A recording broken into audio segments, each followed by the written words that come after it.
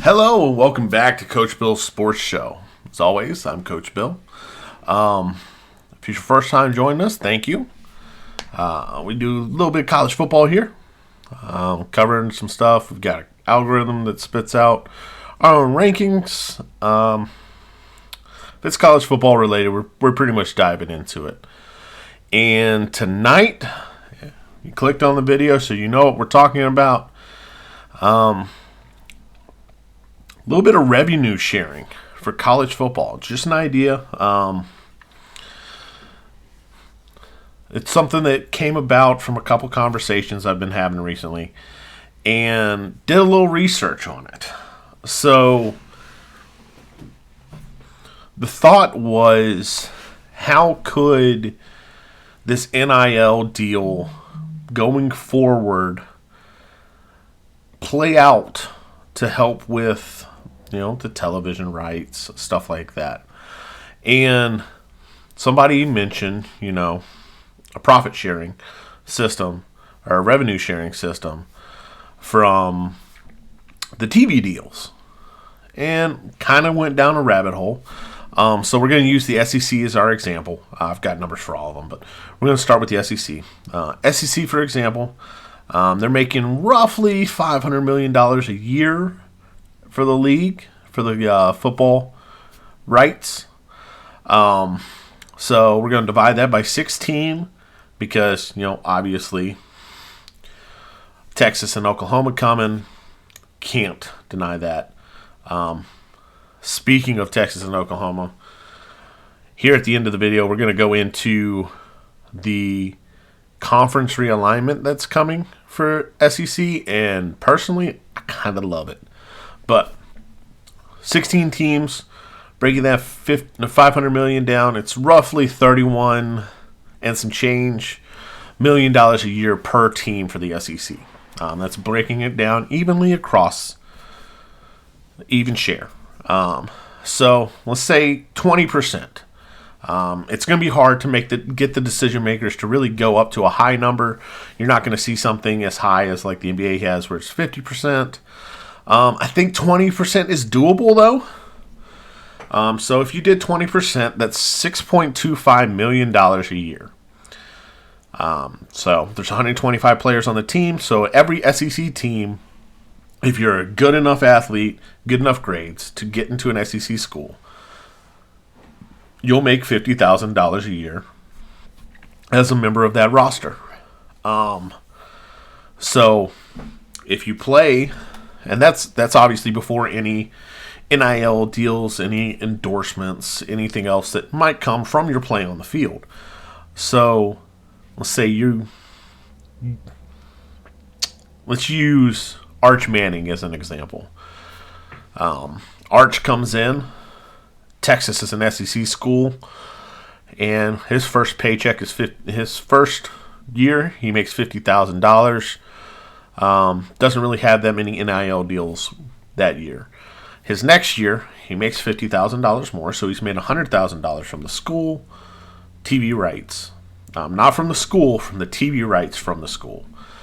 And then he picks up, 3 or 4 or 5 endorsements. Now he's making, $400,000 a year. So there will be cases where these kids are making a ton of money. Nico for Tennessee is one of them that I can think of. Hendon Hooker's making a good bit of change at Tennessee right now. So there's some definite ones that will be making more than others. But for, let's say, your junior offensive lineman that's not going to go pro, if he gets to if he's good enough to make an SEC school, good enough to make the squad and stay on the team, he graduates with a degree, A, and he graduates with having made $250,000 to that point, which is huge for a lot of these kids. Young men, excuse me. They're not kids. They're young men at this point. It's huge for them.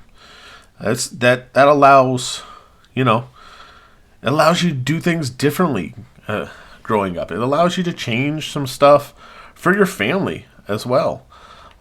So there's a lot that stuff like that could do for it.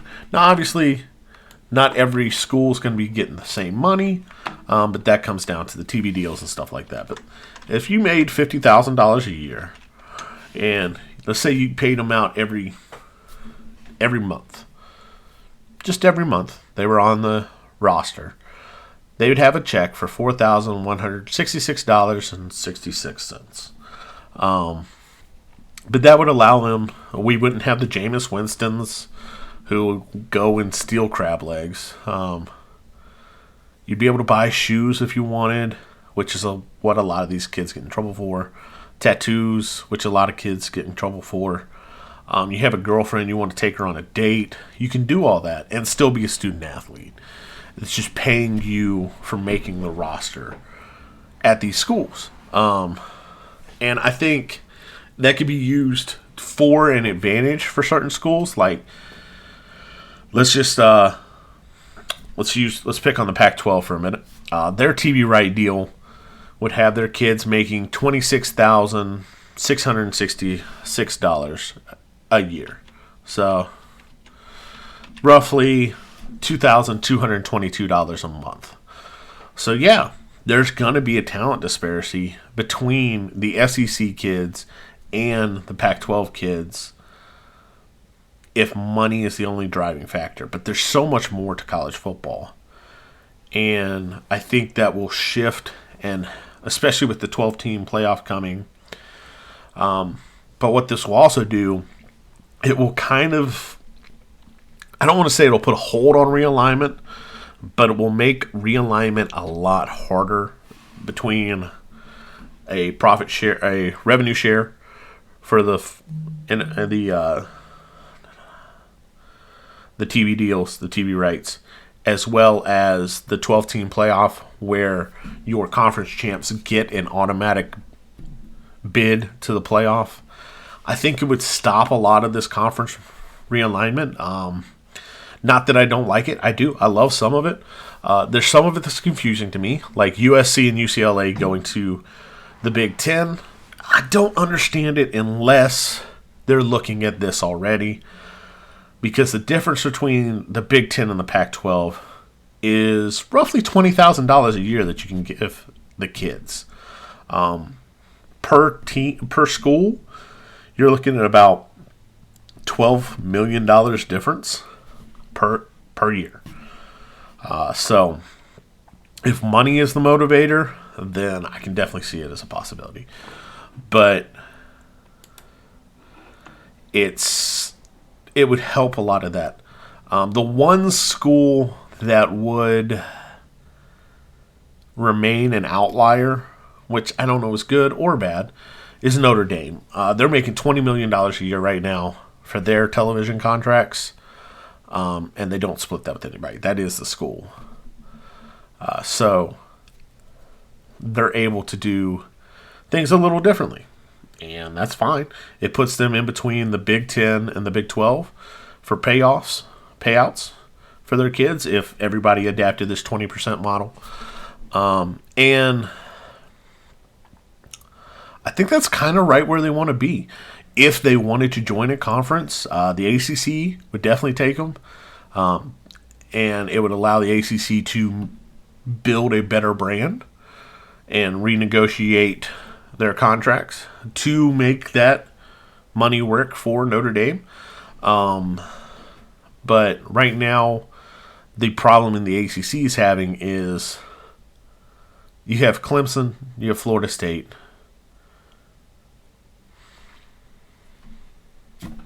North Carolina's doing good this year. But you don't really have a lot of high-value assets right now because a lot of your high-value assets are down. So Pitt's down this year. Miami's down this year.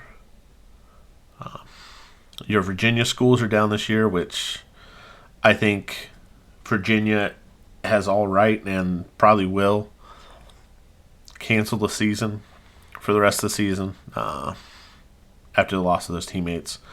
Sad news. It's very sad. Don't want to just gloss over it. But there's a lot of healing that needs to take place in Charlottesville, and I think part of that is allowing the kids to grieve properly. Anyways, the financials from renegotiating your contracts for TV rights would lead to a lot of.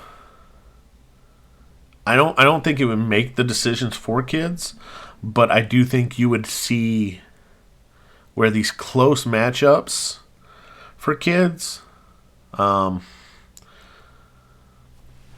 Give you an example. Brew McCoy started at Texas, went to USC, and now at Tennessee. So if money was the only asset that he worried about, he wouldn't have made those jumps. He would have started in an SEC school. But there's more to college football than just the money. For better or for worse, there's a lot to do with college football. A lot of rivalries, a lot of stuff that you can't put an intrinsic value on, especially if you're a kid like me who grew up as a fan of a certain school. I'm 5'10". I was 200 pounds in high school and was playing offensive line. So I wasn't getting recruited to go play at the University of Tennessee. Wasn't getting recruited to play football anywhere. Nobody wants a 5'10", 200-pound offensive lineman. Just not happening. But if I was able to be recruited, my fandom would have played into that. If Tennessee themselves didn't recruit me, knowing that I could play for a team that played that school would mean a lot to me personally. So there's a lot involved with recruiting, but I think the revenue shares would be a nice piece of the puzzle that would help round it out for the kids. And also, let's be real, $500 million for the SEC every year, and the kids are seeing zero of it. How's that fair? They're the ones out on the field. They're the ones doing the work every day, in the classrooms, everything else. I just don't see how it's not fair to share with them from that bounty. So, realignment. So this would obviously affect some realignment talks. I think I've always thought Notre Dame will end up in the Big Ten, personally. But this might excel that. But the SEC's move this year to go to, or not this year, but when Oklahoma and Texas join them, they're going to go to a one conference. Not two divisions, one conference. I think that's an amazing idea simply because even at 8 or 9 games, I think they can work it out so that you can keep certain rivalries. I'm going to stick with Tennessee because that's the one I know the best. So let's say Tennessee keeps Georgia, Florida, and Alabama. Or Georgia, Florida, and Vanderbilt. Let's keep those 3, okay? So you got 3 here, and then you got 6 on the other side. Because they are going to go to a 9-game SEC schedule. There's too much money in it not to. So 9-game, 6 on the other side. So you've got 4 that you've pulled off yourself, plus the 3 that you keep. So you got 12 teams. So that means every other year you'd be seeing every team in the conference. So yeah, there'd be years where Tennessee would see Georgia, Florida, Vanderbilt, but they would also see Kentucky, Texas A&M, LSU,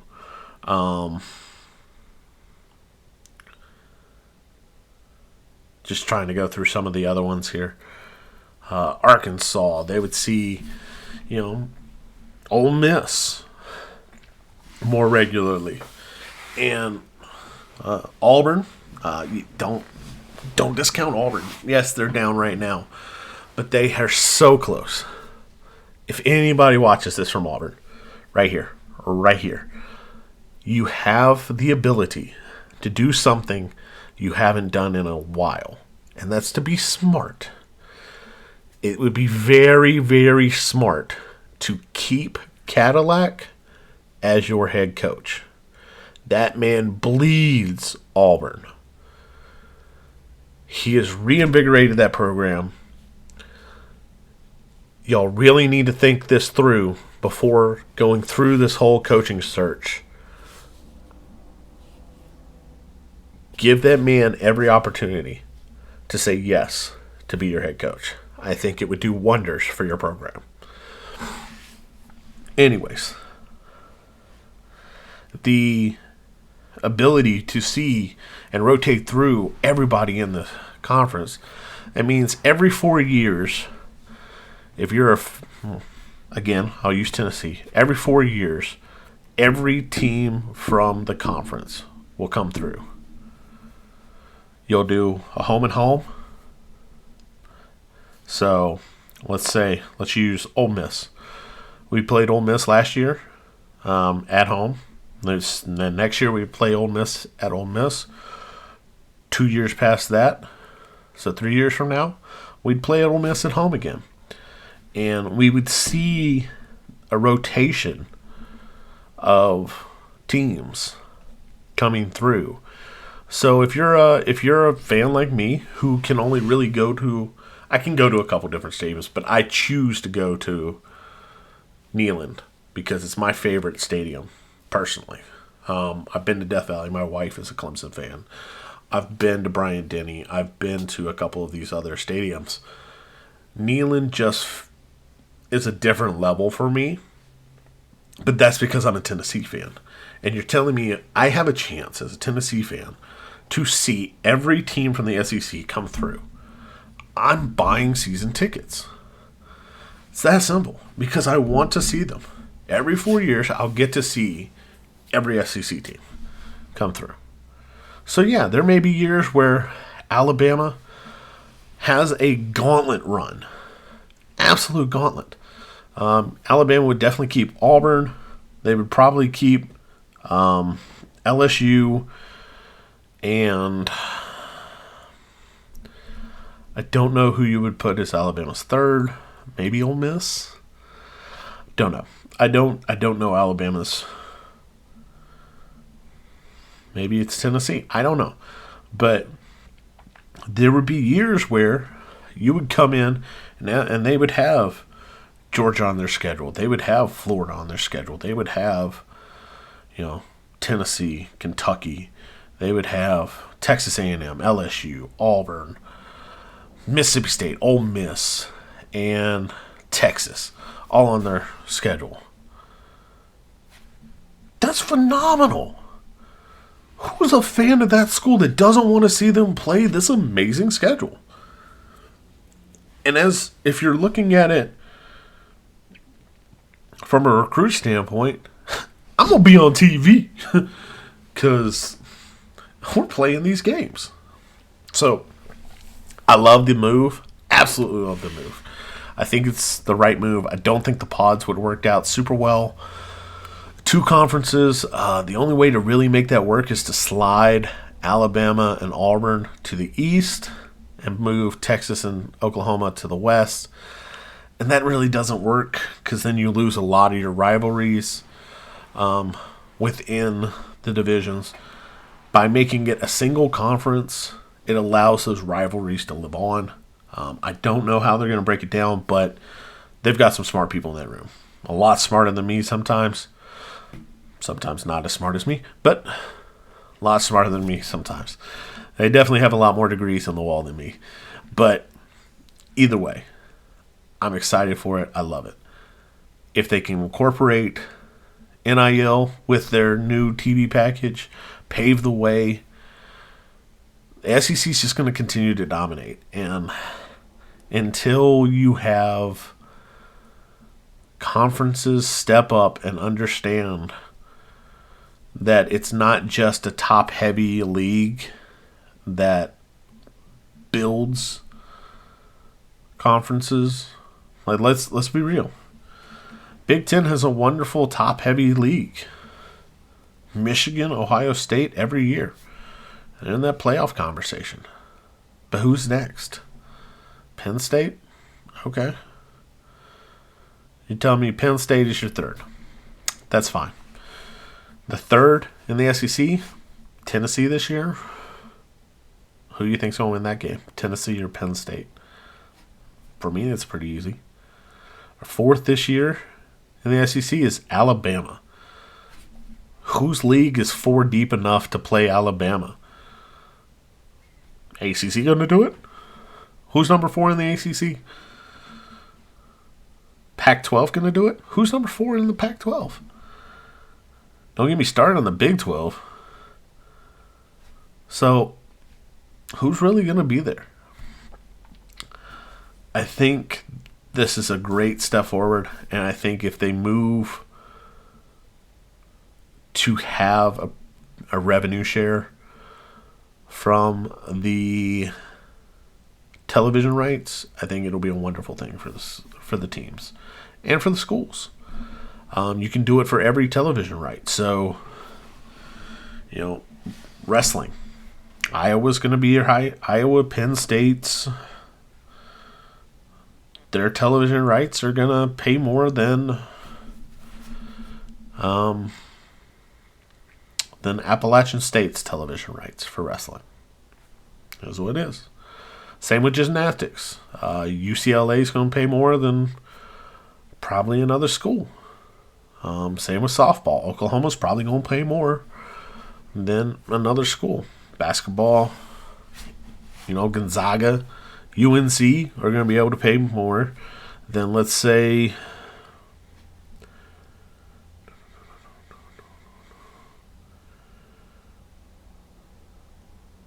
I don't know, basketball might actually be the most level ground for it. Anyways, the TV right deals, if you can incorporate a revenue share based around each of the sports that's with them, would make a wonderful amount of sense and would do wonderful things for the students, the student athletes, as well as the colleges themselves. It's a win-win for both. Anyways, thank you for watching. As always, I'm Bill. Please like, comment, subscribe, all the stuff below. Let me know if you think I'm wrong, think I'm right, there's something I'm missing.